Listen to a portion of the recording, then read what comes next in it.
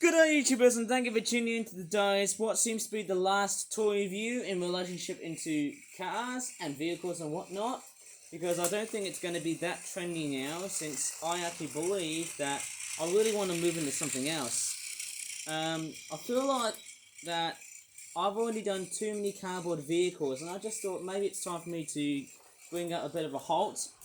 But lo and behold, let me just show you one vehicle right here, which is this one right here. I can tell you what, this vehicle here was by far one of the most challenging vehicles to actually make. It's a pickup truck. It's based on a... I wonder what vehicle is this based on. It's supposed to be a...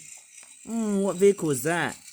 It's a CK pickup vehicle, probably from the 70s or the 80s.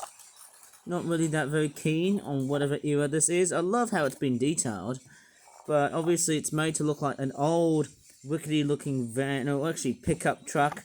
Looks like it's all covered in mud. Somehow it's a fantastic looking thing.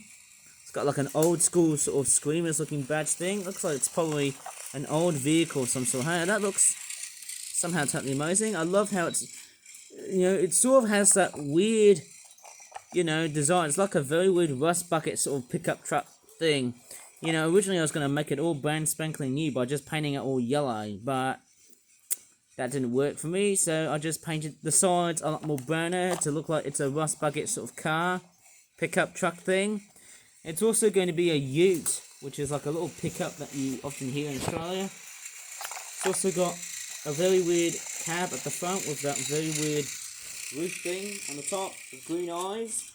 It's quite a very old looking design because I love the headlights and stuff. It looks quite a very retro-ish looking thing. And there's the back. Obviously, you can see the word Screamer on the back here as well. It's a fairly nice looking toy. It's fairly, nice and robust and stuff like that. The axles are quite loose.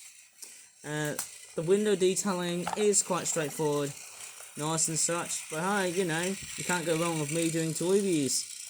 And there's the back. Actually, the bottom part is, the name of this car is Paxton Whipple Filter. That's got a very weird name. That's quite funny. Made in China and the UK. Lovely licensing info right here on the bottom right there. There you go. It's actually quite interesting. And like so many other previous cars, and I actually forgot to really remember this, is that this car has, actually it doesn't use plastic straws, it actually uses paper straws. But one thing you may have noticed is that the way it's been designed, and I might as well just grab a few cars that are from the same sort of era, and I've actually made it out from this one right here. It's sort of similar to this one right here, because the thing is that this one here is made differently because it's made from a different substance. Well, I know it's cardboard, but then the fillings on the top, it's all just regular paper. But these two, on the other hand, are actually made purely by newspaper. So newspaper would have actually fared a lot much more better than just having white paper, because obviously that sort of covers up the whole thing. And I mean, really, it does the job. So, in the way I make these vehicles, it's a fantastic win-win, obviously. And there's the other vehicle, of course. I think, then if I've actually got a whole hunch of toys that are already made with newspaper, because I'm pretty sure if they're straightforward made out of stripped off newspaper of such, well, that becomes a bit of a very clever factor, because it's all paper mache, isn't it? Very, very clever. Lovely detailing. I think, I was going to turn it into something a lot much more fresher, but sadly, it didn't turn up that well. But then, hey, what can I do with this thing? Make it all a little bit rust buckety, if that's a word.